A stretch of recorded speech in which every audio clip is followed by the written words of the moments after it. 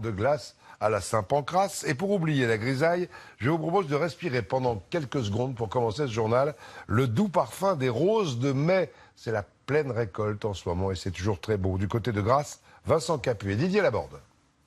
Elle s'appelle Centifolia. Depuis plus d'un siècle dans la région de Grasse, on cultive cette fleur parfumée. Quand arrive la saison de la rose de mai, il faut la récolter tous les jours.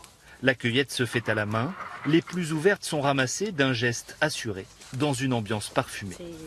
Nous sommes dans la nature, on respire l'air, on n'est pas enfermé, on a une odeur qui est tellement parfumée que ça nous enrobe jusqu'au soir. On est parmi les roses, les fleurs, on est des jolies fleurs parmi les roses. Surtout après 3 mois de taille, quand on voit le résultat, c'est merveilleux pour nous. 4 générations que la famille de Jean-Paul Joubert cultive ici la rose de mai.